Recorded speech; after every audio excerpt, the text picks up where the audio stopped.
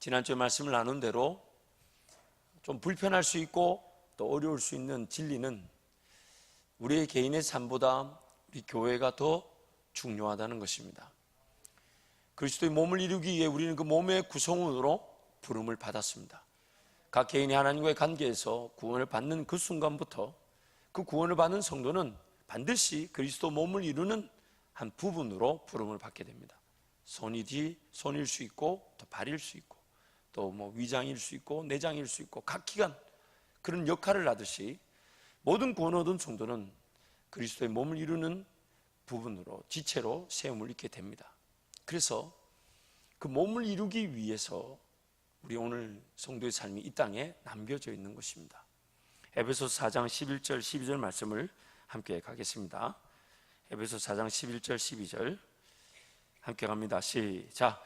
그가 어떤 사람은 사도로, 어떤 사람은 선지자로, 어떤 사람은 복음 전하는 자로, 어떤 사람은 목사와 교사로 삼으셨으니 이는 성도를 온전하게 하여 봉사일을 하게 하며 그리스도의 몸을 세우려 하심이라.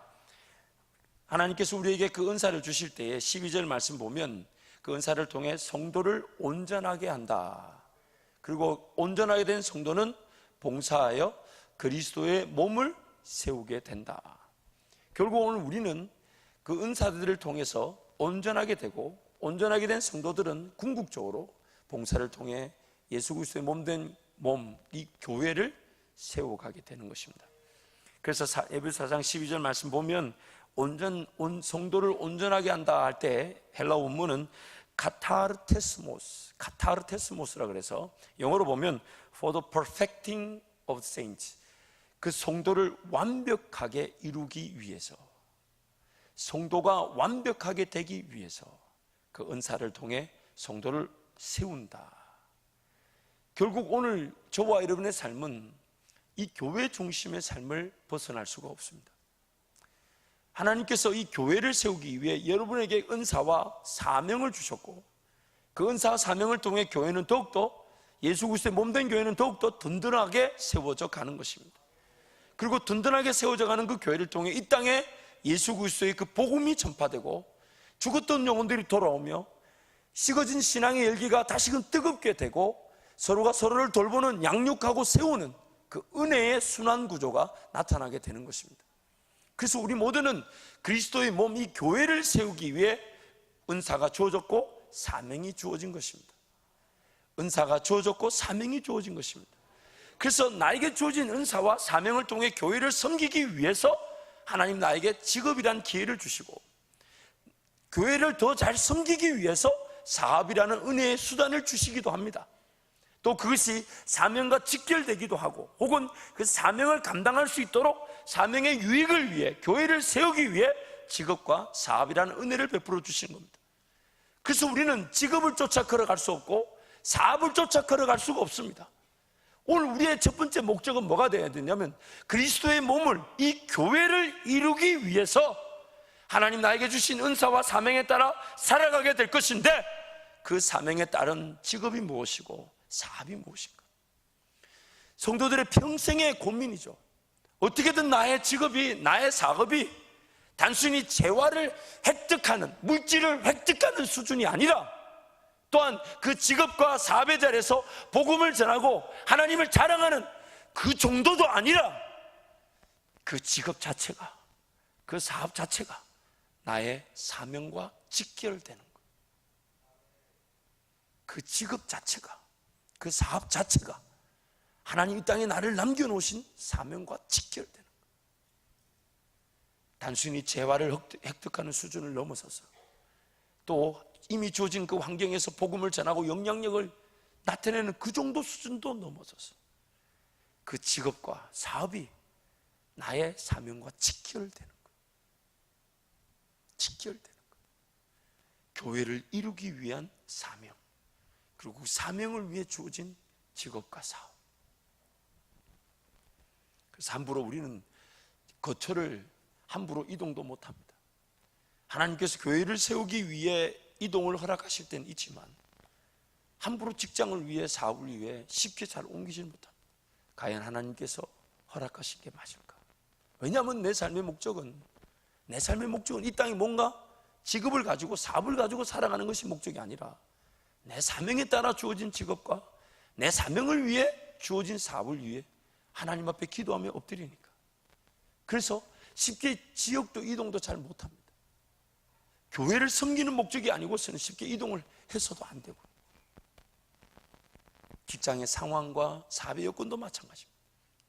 하나님께서 교회를 세우기 위해 허락하신 사명을 내가 잘 감당하기 위해서, 그래서 삶의 어느 형편에 처하든지 간에 우리 삶을 객관적인 내가 정말 하나님의 뜻 안에 있는가 없는가를 재어볼 수 있는 기준이 딱 한 가지밖에 없어요.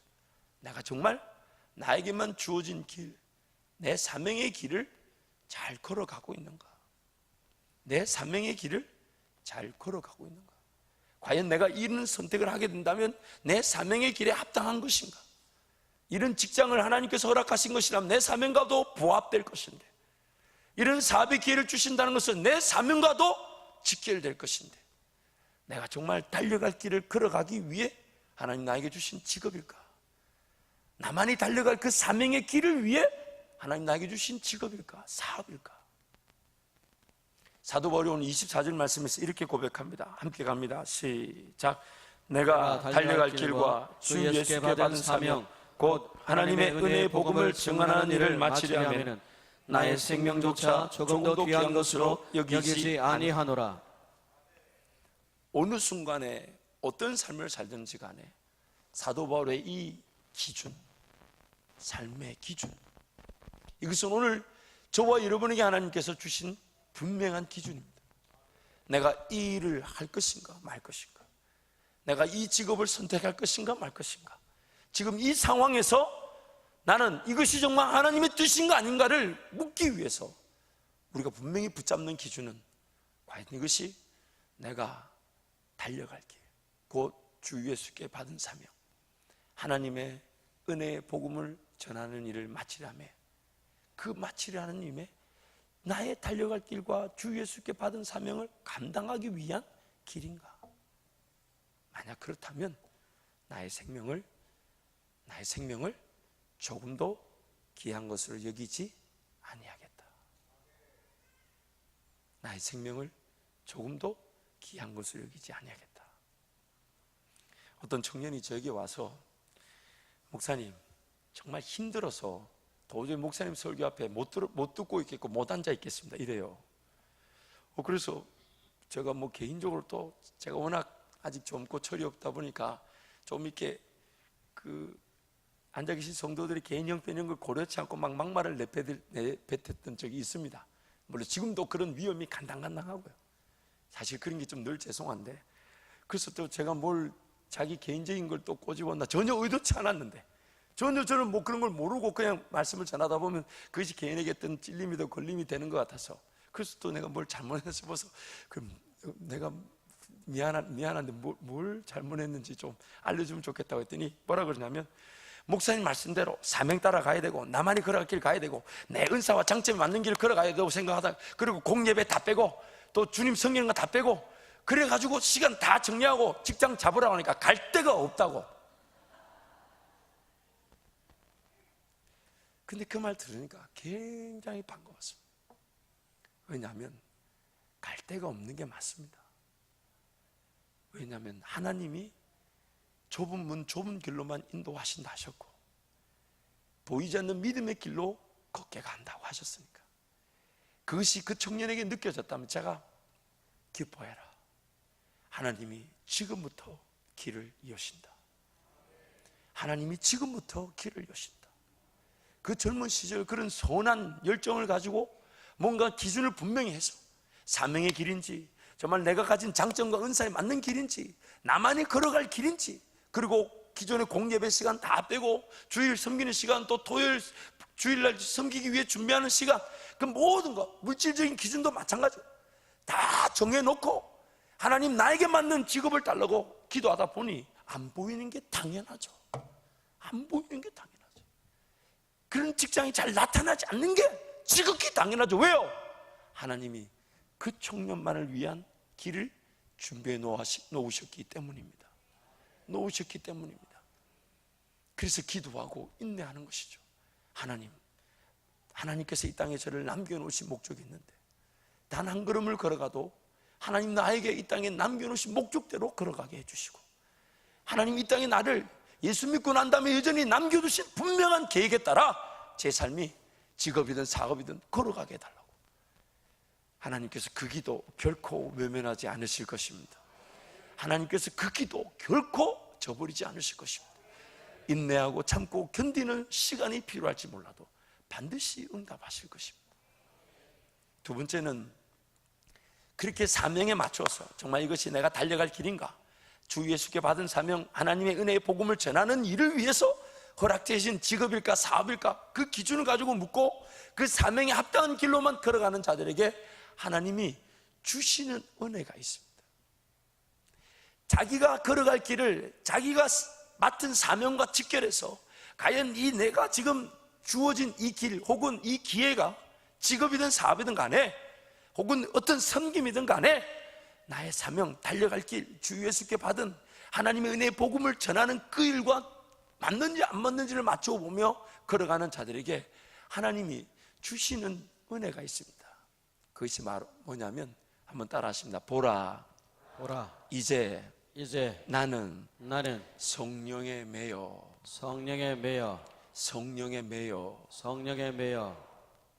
오늘 22절 초두에 사도 바울이 분명히 선포하고 있습니다. 뭔가 길을 가긴 가는데 가게 된 계기가 뭐냐면, 길을 떠나서 가긴 가는데 가게 된 계기가 뭐냐면, 내가 원치도 않았고 사실 가면 어떤 일이 일어날지도 알지만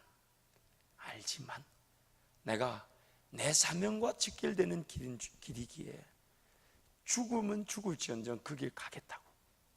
근데 그렇게 죽기를 각오하면서까지 그 길을 가게 된 분명한 계기가 뭐냐면, 나도 지금 잘 모르겠지만 기도만 하면 할수록 성령이 나를 사로잡으시니까, 뭔가 눈을 뜨고 삶을 보기만 하면 성령에 내가 매여가지고, 이 매였단 말은 이 샤크, 즉 이 체인으로 완전히 사람을 뚫뚫 감아가지고 이렇게 끌고 가는 거예요. 이 매였단 말은 다른 말로 addicted, 중독이란 말과 동일한 단어. 여러분, 중독이 뭡니까? 안 해야지 하면서 되는 게 중독이잖아요. 그렇죠? 절대로 안 해야지 한데 하잖아요. 근데 그것이 역으로 성령과 나와의 관계에서 나타난다. 마약이든 술이든 뭐 담배든 각종 오락이든 뭐 침이든 이런 것들이 안 해야지, 이거 하면 안 돼. 심지어 마약하는 사람은요, 자기가 마약을 집어넣고 있으면서도 안 넣었다고 막 우깁니다. 안 했다고 막 우깁니다. 왜요? 자기는 그 마약에 중독되어 있으니까. 그런데 그 중독이라는 것이 만약에 성령 하나님과 나와의 관계에서 내가 성령에 중독되어 있다면, 우린 그런 거 많이 바라잖아요. 뜻하지 않게 기도하다가 누구 생각이 나서 카톡을 한번 쫙 보내봅니다. 잘 지내냐? 근데 답이 이렇게 와요. 목사님하고 유유유, 동글뱅이 없는 유유유 있잖아요. 동글뱅이 없는 유유유.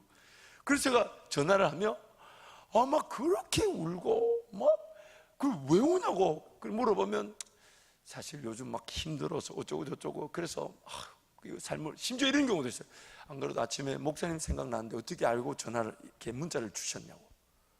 저는 모르지요. 기도하다가 그냥 쑥 스쳐 지나간 이름 하나 지나가서 그냥 잘 지내나? 4글자 보냈는데, 어떤 경우는 누굴 만날 마음이 생겨들어서 시간 되냐 물으면 시간 돼서 만났는데, 그래서 이제는요, 이게 교회 식당에서 이런 데서 만나야지 카페에서 만나면 곤란합니다. 막 앞에서 울고 이러면 이게 분위기가 뭔가 이게 좀, 그렇잖아요. 청년들 막 대학생들 앞에서 같이 커피를 마시고 다 공공장소인데 오픈되어 있는데, 갑자기 상담하고 혼자 막 눈물 줄줄 흘리고 이제는 막 휴지로 닦고 막 콧물 흘리면, 이거 내가 뭘 빚을 받으러 온 것도 아니고, 이것도, 그리고 자칫 옆에서 보면 이게 뭐 이렇게 불륜 관계처럼 보일 수도 있고, 이게 그렇잖아요. 그러니까 그만 울어라. 근데 그게 그쵸 지나요? 막 이렇게 울고 이러면, 그래서 제가 주로 우리 홍명기 집사님 가게로 주로 갑니다. 왜냐면 그 집사님은 오해를 안 하시니까. 가고 나면 설명해. 집사님, 자가 많이 힘들었던 모양입니다. 근데 뭐 뜻하지 않게 그런 경우가 있어요. 그냥 기도하다가 생각나서 시간 되니 물어보고 만나보면 그렇게 뭐가 인생에 묶인 게 있는지 울고, 그래놓고 저는 들어준 거밖에 없어요. 멍하니 아유 안 됐네, 뭐 기도해야 되겠네, 이런 거 봤더니 나중에 뭐 자기 혼자 막 사람들한테 간증하러 떠나. 왜 막 목사님 만나 치유됐다고. 나 아무 말 해준 게 없는데, 난 아무 해준 게 정말 아무 해준 게 없어요. 그냥 들어주고 아이고 어떡하나 그거 뭐 방법이 없지. 지금 뭐 제가 뭘 해결해 줄 수 있습니까? 뭐 기껏 해준다는 말이 뭐 금식하고 기도해야지, 뭐 다른 방법 나도 기도할게. 그러고 보냈는데 막 자기 혼자 뭐 치유가 일어났는지 가지고 목사님 만나 회복됐다면서 막 돌아다니고. 뭐를 제가 한 일이 아니죠.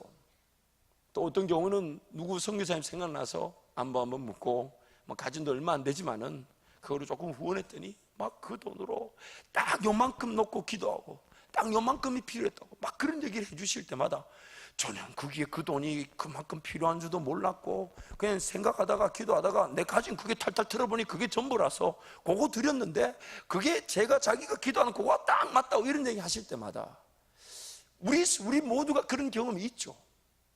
그런 경우 무엇으로 우리가 설명이 가능합니까? 뭐로 설명할 수 있습니까? 그냥 우리도 모르는 사이에 누구한테 이끌린 것입니까? 성령의 매여. 성령의 매여. 사명에 발맞추어 걸어가는 자들에게 하나님은 항상 그런 은혜를 주셨어요.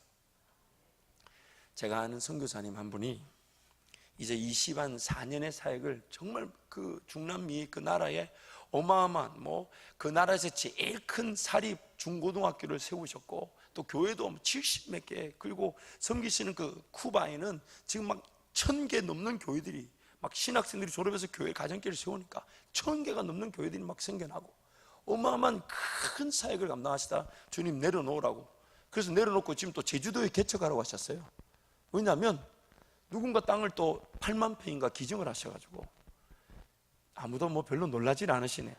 요즘 제주도 땅 8만 평이 작은 게 아니에요.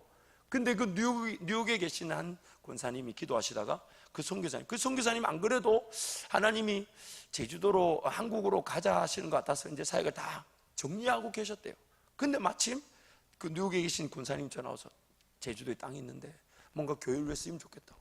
그래서 하나님 뜻을 알고 지금 그 교회를 이제 건물을 지어가고 계신데, 그 선교사님이 그 중남미로 선교를 떠날 때 계기가 있습니다. 이분이 분당에서 개척을 25년 전인가 하셨어요. 개척을 하시고, 그때 개척해서 이제 고생해서 그분 표현으로도 뭐 조그마한 예배당에 한쪽에 사택 만들어 놓고, 그래서 한 3년 이렇게 개척했더니 3년쯤 지나니까 이제 교회도 아담한 공간으로 옮기고, 또 교회에서 사택을 이렇게 18평짜리, 그 당시 분당에서 이 18평짜리 아파트를 교회 사택이라고 하나 딱 사게 됐대요. 그래가지고 그 3년 동안 개척하시면서 고생하신 데다가 이제 뭔가 교회도 자리 잡았는데 교회에서 배려해줘서 사택까지 생기셨으니 사택이 첫날 밤 자는데 너무 기분이 좋아가지고 잠을 못 잤대요. 이리 뒹굴고 저리 뒹굴고 막. 그래가지고 일부러 거실 가서 거실 문 열고 주무셨대요.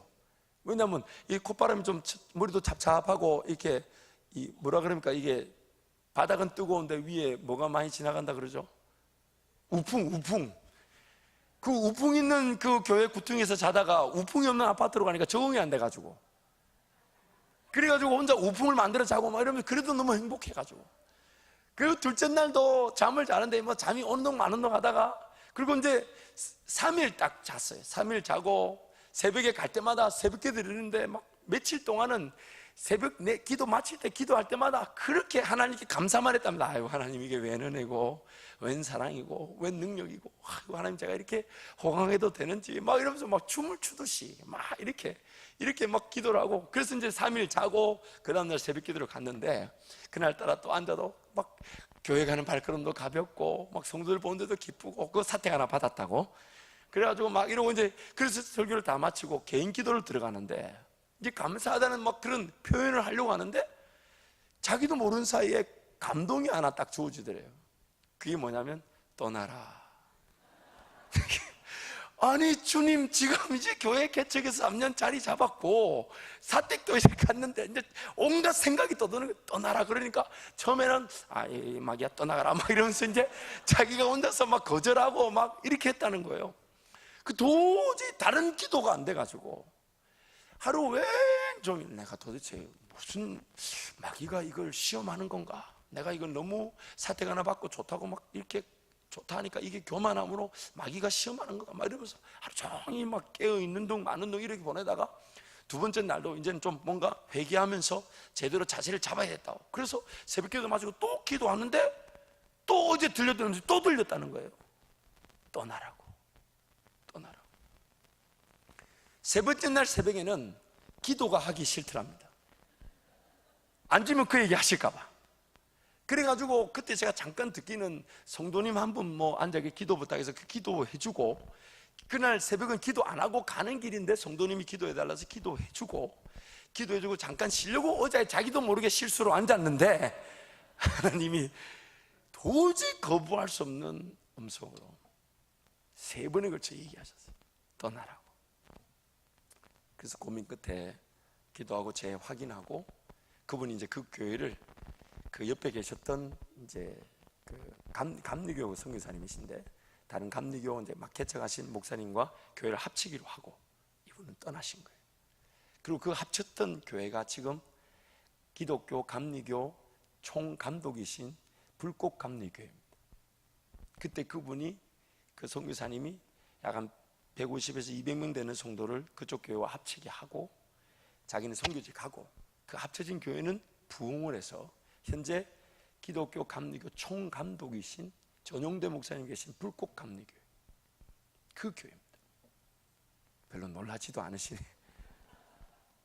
그런데 그 하나님이 그렇게 선교사님을 중남미 나라로 보내셔서 본인 말로는 2년 반 만에 스페니쉬를 독파하게 하시고 사역을 24년 동안 정말 모든 선교사님들한테 알려지고 기감이 되고 그 헌신과 희생과 사역의 규모, 그때 그 떠나라는 그 음성을 들었을 때 선교사님이 걸어가면서 고백할 수 있는 고백은 하나밖에 없었을 것입니다.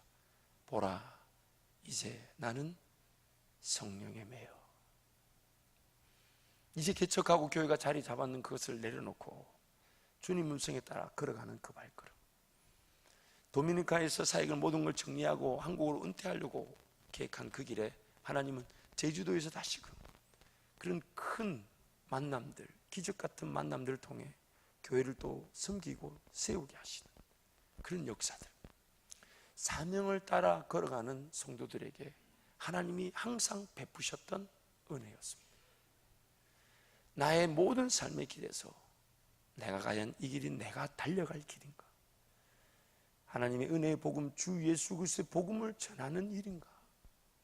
그 기준에 맞추어 걸어가고자 했던 성도들에게 하나님은 항상 성령에 매여 걸어가는 보이지 않았던 길, 없었던 길, 닫혔던 문, 그 모든 것들을 열어주셔서 믿음의 길을 걸어가게 만들어 주시는 것입니다.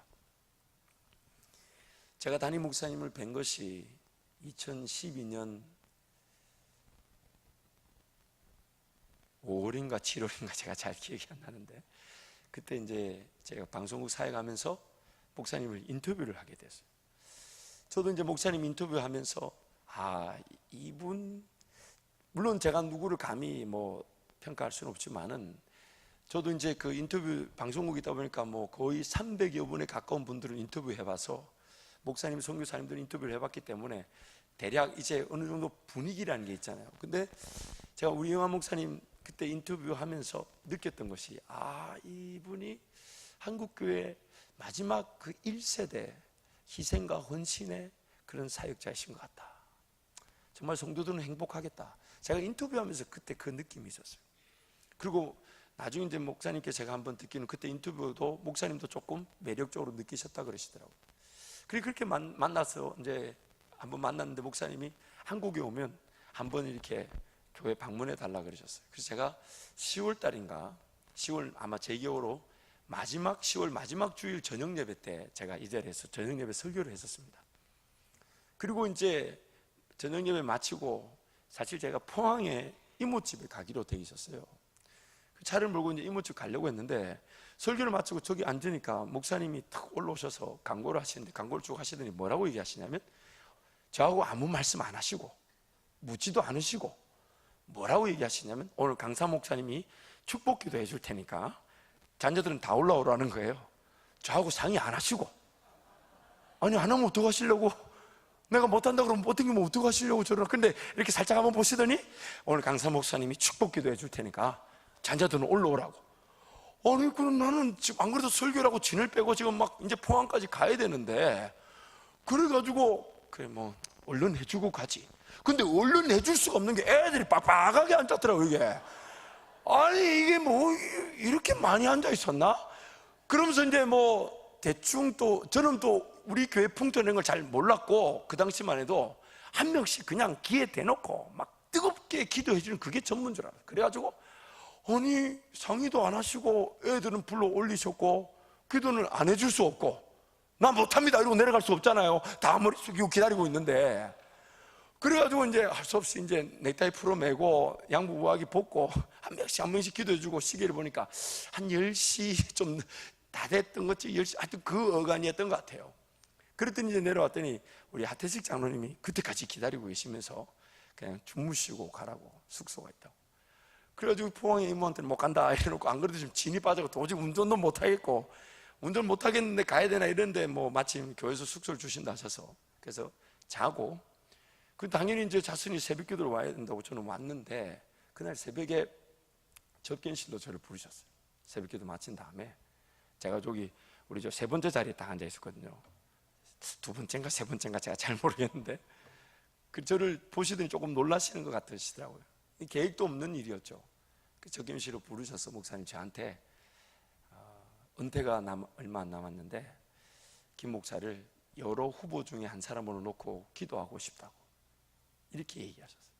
근데 그 얘기하기 전에 제가 그때 한국에 방문할 때 저한테 기도 제목이 있었습니다. 제 아내와 저만 아는 기도 제목이 있었고, 만약 이번 이 한국 방문 중에 그것에 대한 응답을 뭐 가타부타나 아무런 응답이 없으면 하나님 그 일을 포기하겠습니다 라는 기도 제목이 있었는데, 그게 뭐냐면 그 달보시라는 신학교에 제가 박사과정에 입학 허가를 받아놓고 하나님 이제는 제 할 거는 다 했으니까 돈 주십시오 이러고 있었어요. 학비 주셔야 됩니다 이러고 한국에, 이번에 한국 여정이 하나님 아무런 뭐 학비에 대한 언급도 없고 뭐 답이 없으면 학교가 하나님 뜻이 아닌 줄 알고 제가 접겠습니다. 그렇게 이제 기도하고 한국을 방문했었어요.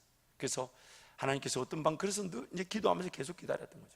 근데 그날 아침 우리 목사님이 저한테 물으셨어요. 제가 먼저 얘기하지 않았어요. 전 절대 그런 거 먼저 얘기하지 않습니다. 목사님 물으셨어요. 정말입니다. 제가 아니 왜 웃으십니까? 제가 그때 제가 사람에게 손을 벌리는 그날 목회 그만두는 날이에요. 하나님이 주실 때까지 기다리는 거지 제가 사람한테 손 벌릴 수 없잖아요. 그리고 저는 목사님이 그걸 질문할 줄도 몰랐어요.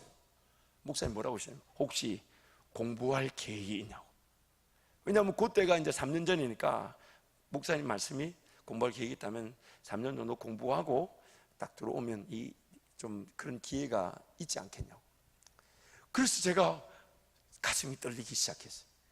한국에서 올 때 뭘 기대했습니까? 학비 달라고 기도했잖아요.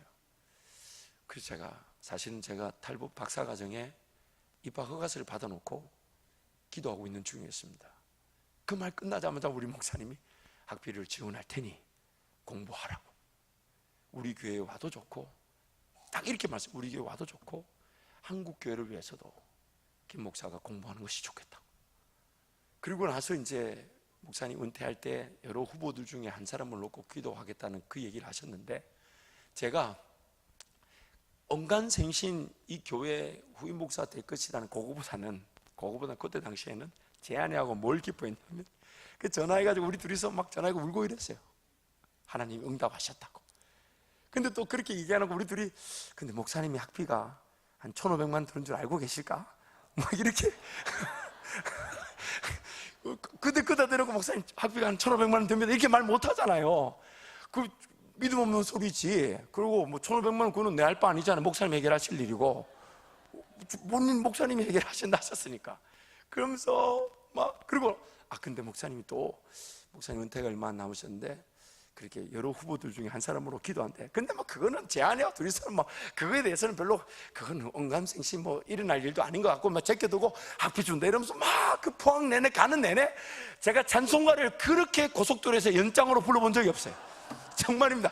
제가 여기서 포항까지 한 3시간 걸렸던 것 같은데 단 한 번도 1분도 쉬지 않고 찬송가를 부르면서 갔어요.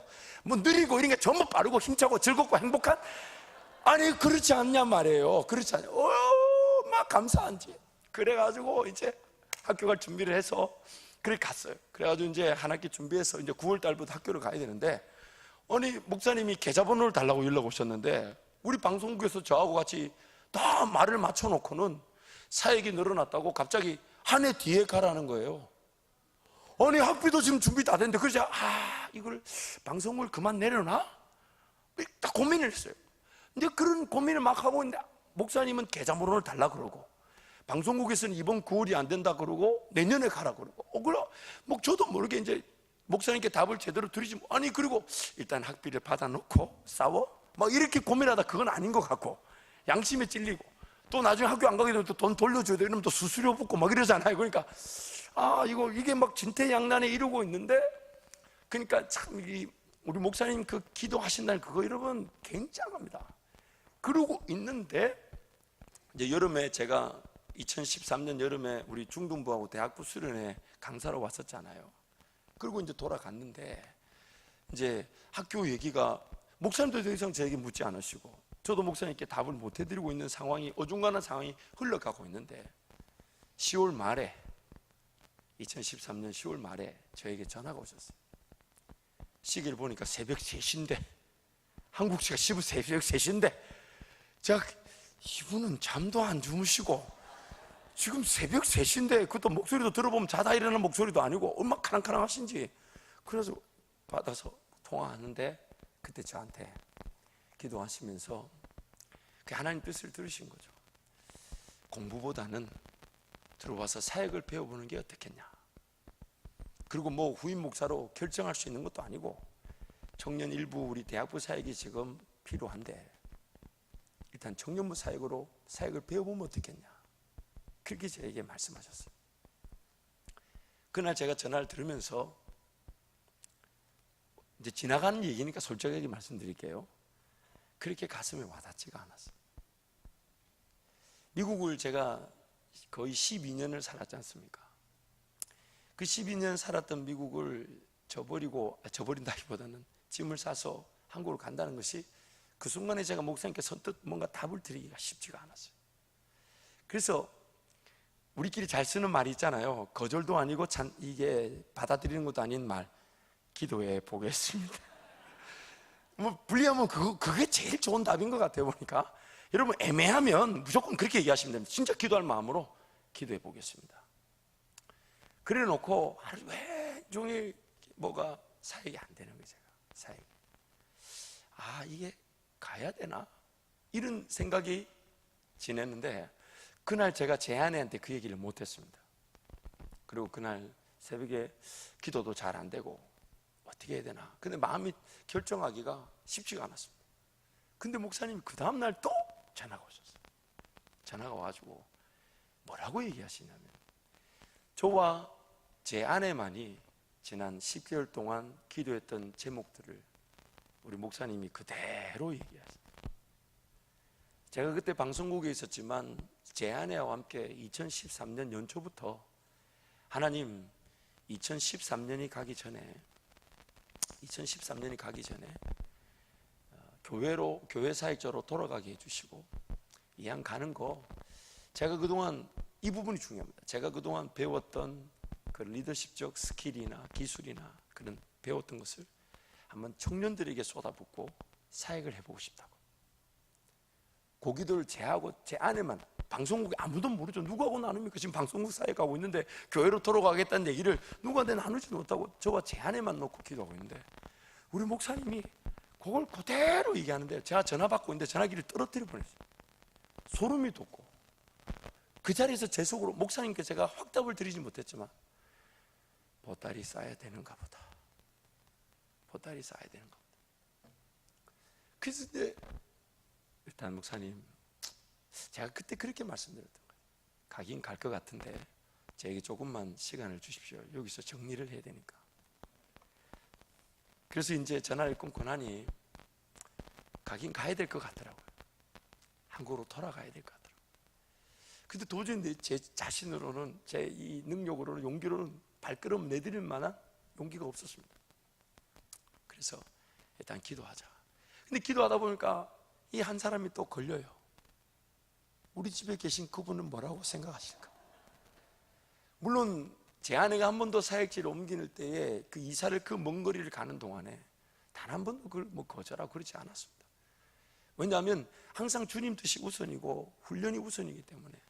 그래서 LA에서 차로 23시간 가는 달라스도 가봤고요, 달라스에서 27시간 가는 버지니아도 가봤고, 버지니아에서 다시 LA로 다시 돌아왔던 터였습니다. 근데 그 미국 생활 전체를 12년을 접고 돌아간다는 거, 사실 저도 내키지 않았고, 그래서 그날 저녁에 떨리는 마음으로 아내한테 얘기했더니 아무 말도 안 하고요. 안 그래도 저도 힘든데 일주일 내내 눈물만 흘리고 계셨습니다. 우리 집에 애들이 벌벌벌 기더라고요. 무슨 일이 있는 것이 이놈들도 눈치를 채고. 근데 저도 아내한테 얘기했어요. 당신이 반대하면 나도 못 간다. 그러나 목사님 입에서 우리가 기도했던 제목들이 나왔고 거절할 수가 없다. 당신도 진지하게 기도해 봐다. 진지하게 기도해 봐. 그래서 집에 가면 초상집입니다. 뭐 사람 쳐다보면 아유. 그래서 제가 햄버거 하나 먹고 집에 들어갔어요. 저녁에 밥 안 줄 거 뻔하니까. 그러나 기다릴 수밖에 없죠. 근데 일주일 뒤에 집에 가니까 이제 박스 펼쳐놓고 짐 놓고 있더라고요. 그래서 이 자리로 이렇게 오게 된 것입니다. 방송국 우리 대표 목사님께 이게 뭐 다른 얘기 할 수 없고, 이렇게 한밭질교 이영환 목사님께서 청년 사역에 이렇게 한번 함께 섬기면 좋겠다고 말씀하셔서 목사님 떠납니다. 그랬더니 그 사표를 그 자리에 확 찢어버리고 저한테 이렇게 얘기하셨어요. 하나님 뜻이 아니라고. 아니 그럼 나하고 이영환 목사님 뭐가 되는 거야 지금? 아니 그리고 왜 자기가 하나님 뜻이냐 인지 어떻게 알아요? 그래가지고 나가라고. 그래가지고 할수시 나갔어요.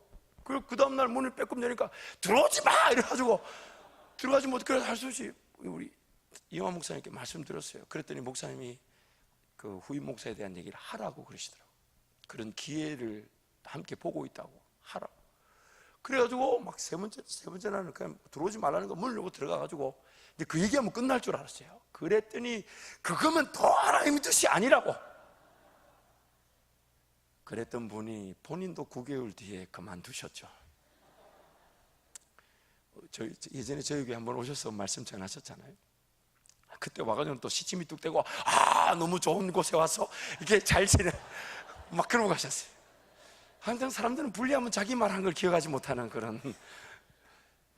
여러분 정말 제 능력으로는 이 뭘 정해진 것도 아니고 가는 게 맞는지, 제가 뭘 사모하고 바라지도 않았던 것이고 원래 계획했던 것과 전혀 다른 것이었는데, 그러나 하나님 뜻을 묻기 위해 기도하고 정말 하나님 앞에 교회로 돌아가게 해달라고, 그 청년들을 한번 섬겨보고 싶다고. 그래서 그때 그 기도 끝에 네 글자만 넣어서도 어쩌면 여러분 못 만났을 수 있어요. 그게 미국에서라는 단어를 빼먹어가지고 제가 한국일 줄 전혀 몰랐죠.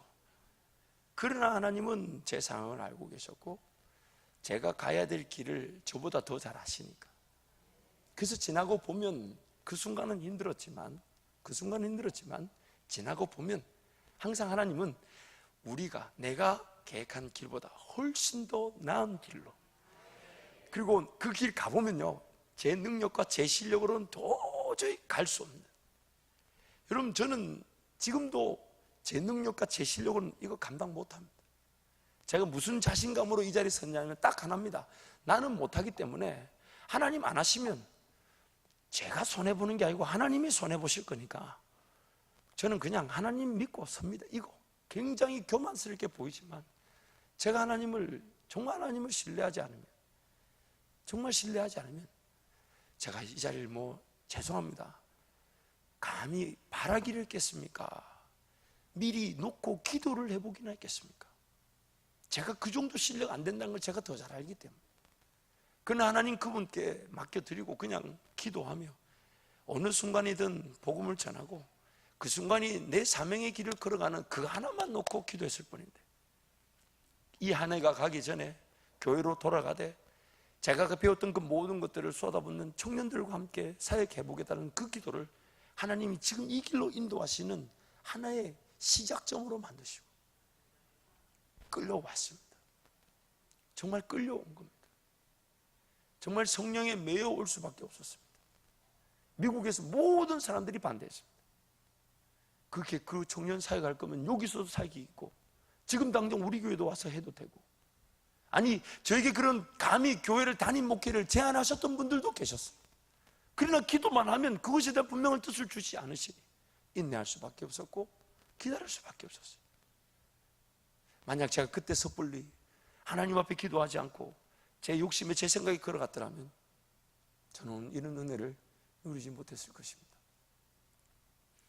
우리 삶의 관건은 내가 얼마나 하나님 그분께 내 사명에 맞게 걸어가면서, 그래서 그 사명에 맞게 걸어가다 보니 늘 떨리는 길이고 믿음이 더 큰 믿음이 요구되고 하나님을 더 바라볼 수밖에 없는, 하나님을 더 바라볼 수밖에 없는 그 길을 걸어가게 될 것인데, 그래서 여러분 지금 내가 하나님 앞에 깨어 기도하는 것이 굉장히 중요합니다. 지금 내가 하나님 앞에 깨어 기도하는 것이 굉장히 중요합니다. 왜냐하면 그 기도는 단순히 우리가 생각하는 기도 제목이 몇 가지 이루어지는 수준이 아니에요. 하나님은 그것을 하나의 기회로 삼으시고 더 큰 은혜를 향한 포문을 여시고 그 큰 은혜 자리에 이룰 수 있는 수단으로 삼으십니다. 어쩌면 우리 인간의 이성과 한계, 내가 볼 때 이것이 전부인 양 느껴지는 기도 제목, 그게 단 줄 알지만, 우리는 그게 단 줄 알지만 하나님은 그걸 하나의 전체를 향한 한 10%, 20% 수준의 도구로 삼으시고 그 기도를 통해서 하나님이 기어이 이르게 하실 그 은혜 자리에 기어이 이르게 하실, 반드시, 그러나 내 실력, 내 능력으로 결코 상상조차 할 수 없는 그 은혜 자리에 이룰 수 있도록 이용해 주시더란 말입니다. 그래서 여러분 지금 우리가 기도하는 이 기도는 단순히 내 눈앞에 펼쳐진 혹은 우리 교회의 현실적인 문제를 해결하는 수준의 기도에 머물지 않습니다. 이렇게 심겨진 기도는 나중에 우리가 어떤 큰 영광을 보게 될지 모르는 엄청난 사건이고, 야, 그때 그 기도가 이런 은혜를 주시기에 나로 하여금 그 문제를, 그 어려움을, 그 아픔을 해결치 않으시고 기도하게 하셨는데, 단순히 그 문제, 아픔, 어려움 해결되는 수준에 그치지 않으시고 그 기도를 통해 문제와 어려움과 아픔도 해결하시면서 동시에 우리가 누려야 될 더 큰 은혜 자리에 이르도록 인도해 주신다는 것이에요. 그리고 그 은혜 자리에 이르게 되면 저와 여러분도 그렇게 고백하게 됩니다. 보라, 이제 나는 성령에 매여. 보라, 이제 나는 성령에 매여. 전혀 뜻하지도 않았고 계획하지도 않았고 그저 마음에 감동이 되는데, 누구한테 마음을 나눌 수도 없고 어디 객관적인 지표가 있어서 이게 과연 내가 들은 게 하나님의 음성인지 아닌지 어제 따도 물을 수도 없고, 그러나 기도만 하면, 그러나 무릎만 꿇으면, 그러나 하나님께만 간구하면 그 음성, 결코 누구도 이해할 수 없고 받아들일 수 없을 것 같은 그 음성에 매력을 느끼고 매료가 되고, 그리고 거기에 매여서 인생길 하나님의 더 큰 은혜를 누리게 되는 것입니다. 사랑하는 성도 여러분, 잊지 마십시오. 우리는 늘 깨어 있기를 원하지만 그렇게 늘 깨어 있지를 못합니다. 그러면서 우리 안에 욕심이 꿈틀꿈틀거립니다.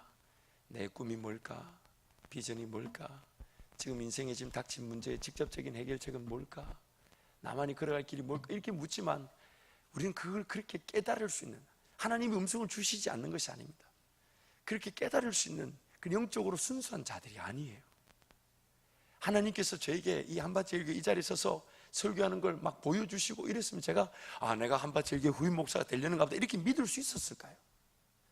여러분도 마찬가지입니다. 여러분에게 뭔가 하나님이 더 큰 은혜를 준비해 놓고 계시는데 그거는 우리가 결코 보이지 않고 믿을 수 없고 받아들일 수 없는 그러나 그 어마어마한 것인데 그거를 오늘 밤에 하나님 보여주십시오 보여주십시오 보여주십시오 하면 그걸 보여줬다 칩시다. 기도하는데 뭐가 한 장이 쫙 나타나면서 뭐 예를 들면서 내가 국무총리가 되고 우리 비즈니스가 뭐가 막 성공해가지고 막 직원들 막 수천 명 앞에 내가 이렇게 직원들 막 연설하는 장면 보여주고 이러면 아 내가 나중에 수천 명 거느리는 사장이 되는가 보다 이렇게 믿을까요? 그런 꿈을 꿨는데 아 내가 그렇게 될까 막 이러고 있는데 지나가는데 목사가 툭 치더니 수천 명의 직장의 사장이 될지어다 이러면 믿을까요? 우리는 그렇게 영적으로 깨어있는 존재들이 아니에요. 그런 우리의 영적 상태를 아시고 하나님 우리를 이끌어 가시는 방법이 뭐냐면 지금 이 순간 깨어서 정말 내가 사명에 발맞추어 걸어가는 것, 지금 이 순간에도 내 삶의 목적을 예수 그리스도의 복음을 전하는 그 일에 내가 맞추어 두고 있는가? 맞추어 두고 있는가? 맞추어 두고 있는가? 오늘이라도 나는 복음을 전하는 그 일에 내 삶의 직업이든 사업이든 몸부림치며 기도하며 맞추어 가고 있는가? 단순히 돈을 벌고 재화를 벌어서 섬기는 수준을 넘어서고 있는 공간에서 만나는 그 직원들에게 복음을 전하는 그것도 지극히 당연한 것이고 그렇지 않습니까? 하나님으로 가진 사업으로 나타나는 재화, 물질로 하나님께 드리는 건 그건 지극히 당연한 거죠. 그리고 이미 허락한 사업체와 직장 내에서 만나는 사람에게 복음을 전하는 것도 지극한 의무고 책임이죠. 그러나 그걸 넘어서서 내가 정말 이 직장을, 이 사업이 내가 복음을 전하고 내 사명의 길을 걸어가는 일에 부합되는가?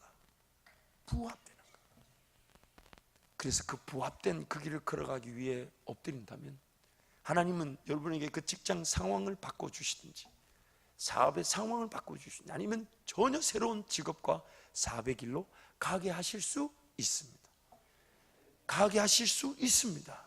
지금 있는 그 직업의 자리에서 사명을 감당할 수 있는 환경으로 바꾸실 수 있고 지금 있는 사업의 자리에서 복음을 전하는 자로 세워지기 위한 은혜의 기회를 주실 수 있으며 그리 아니하셔도 새로운 직업과 새로운 사업의 자리로 우리 주님이 우리를 인도해 가실 수 있습니다. 그래서 그것을 믿고 그 사명에 발맞춰 걸어가면 저와 여러분이 누린 은혜는 뜻하지 않았는데 보이지 않았는데 전혀 계획조차 않았고 언간생신 노려보지도 욕심 부리지도 못할 그 길을 하나님 걸어가게 하셨어요. 기회 여러분 입에서 하나님이 항상 오르시고 하나님 항상 최고시고 하나님 항상 최상의 은혜를 주시며 하나님 항상 최대의 능력으로 나와 함께 하십니다. 그런 고백으로 영광을 돌리게 될 줄 믿습니다. 함께 기도하겠습니다.